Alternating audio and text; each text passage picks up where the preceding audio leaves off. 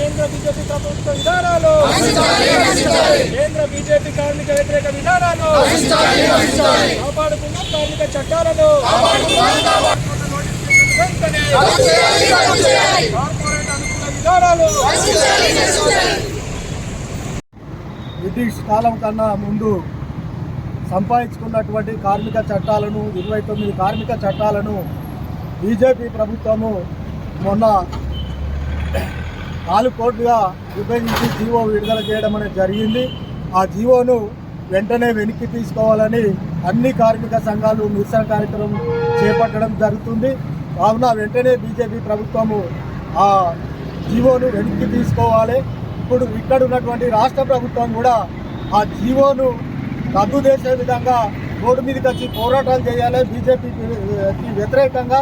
అట్లాగే అసెంబ్లీలో తీర్మానం చేసి కూడా కేంద్రానికి పంపాలని మేము డిమాండ్ చేస్తున్నాము. లేని పక్షంలో రాష్ట్ర ప్రభుత్వాన్ని, కేంద్ర ప్రభుత్వాన్ని, కార్మిక సంఘాలన్నీ ఎండగట్టి రాబో కాలంలో వీళ్ళకు బుద్ధి చెప్పే విధంగా కార్మికులందరూ ఉంటారని హెచ్చరించడం జరుగుతుంది. పెట్టుబడిదారుల కార్పొరేట్ల ప్రయోజనం కోసం భారత కార్మిక వర్గాన్ని బానిసత్వంలోకి నెట్టే విధంగా కేంద్ర బీజేపీ ప్రభుత్వం తీసుకొచ్చినటువంటి 4 లేబర్ కోడ్ల నోటిఫికేషన్ గెజెట్ను వెంటనే వెనక్కి తీసుకోవాలనే డిమాండ్తో ఈరోజు సిఐటియు రాజన్న సిరిసిల్ల జిల్లా కమిటీ ఆధ్వర్యంలో పెద్ద ఎత్తున జీవో కాపీల దగ్ధము నిరసన కార్యక్రమాలను చేపట్టడం జరిగింది.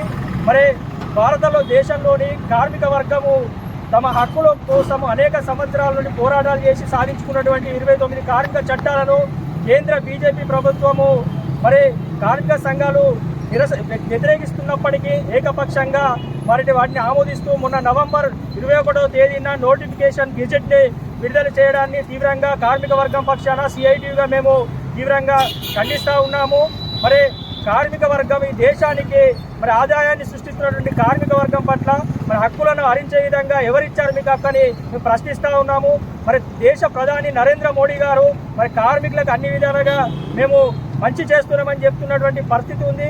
మరి ఈ 4 లేబర్ కోడ్లు కనుక అమలైతే ఒకప్పటిలాగా కార్మికులు బానిసత్వంలోకి నెట్టబడతారు. ప్రధానంగా ఈ 4 లేబర్ కోడ్లకు సంబంధించి ఒకటి కనీస వేతనాల చట్టం, మినిమం వేజెస్ యాక్ట్, మరి సుప్రీంకోర్టు 26,000 వేతన కనీస వేతనం ఉండాలని చెప్తున్నప్పటికీ ఈ లేబర్ కోడ్లు రోజుకు 178 రూపాయల కనీస వేతనం కంటే తక్కువ ఉంటేనే అక్కడ మేము అధికారులతో మాట్లాడే హక్కు ఉంటుందని చెప్పి ఇందులో పొందుపరిచారు. అదేవిధంగా పారిశ్రామిక సంబంధాల కోడ్ అంటే ఇండస్ట్రీ యాక్ట్ అనేది దీని ద్వారా పరిశ్రమల్లో పనిచేస్తున్నటువంటి కార్మికులకు పని భద్రత, ఉద్యోగ భద్రత, సామాజిక భద్రత అనేది కూడా మరి దూరం అవుతున్నటువంటి పరిస్థితి ఉంది.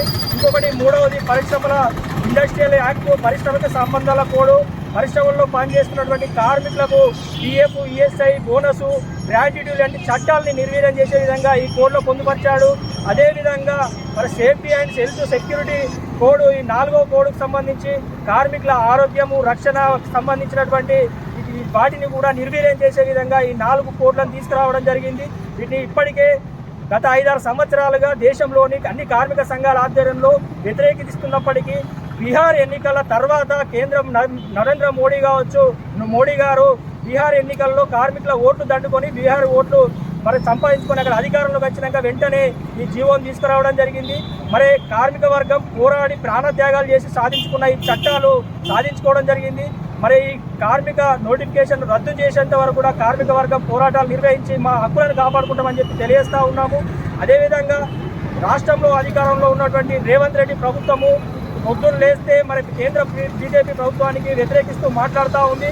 మరి ఈ లేబర్ కోడ్ల నోటిఫికేషన్ను మన రాష్ట్రంలో అమలు చేయకుండా వెంటనే రాష్ట్ర ప్రభుత్వం అసెంబ్లీలో తీర్మానం చేసి జీవో జారీ చేయాలని, కార్మిక హక్కులను కాపాడాలని మేము తెలియజేస్తా ఉన్నాం. లేకుంటే కనుక ఏదైతే కేంద్ర బీజేపీ ప్రభుత్వం కార్మిక వ్యతిరేక విధానాలు అనుసరిస్తుందో రాష్ట్ర ప్రభుత్వం కూడా బీజేపీ విధానాలని అనుసరిస్తుందని చెప్పి అనుకోవచ్చు. కార్మిక వర్గానికి కూడా మేము పిలిపిస్తూ ఉన్నాము. మరి ఈ చట్టాలని అమలైతే కనుక మనకు నష్టం జరుగుతుంది, మళ్ళీ మనం బానిసత్వంలోకి నెట్టే విధంగా ఉంటాం. కాబట్టి ఈ పెట్టుబడిదారుల కార్పొరేట్ల ప్రయోజనం కోసం మాత్రమే ఈ బీజేపీ ప్రభుత్వం ఈ లేబర్ కోడ్లను తీసుకొచ్చింది. కాబట్టి వాటిని రద్దు చేసేంత వరకు కూడా కార్మిక వర్గం అందరూ కూడా ఈ పోరాటంలో కలిసి వచ్చి మన హక్కుల్ని కాపాడుకునే విధంగా పోరాటాల్లో కలిసి రావాలని చెప్పి సిఐటిగా మేము పిలుపునివ్వడం జరుగుతాం.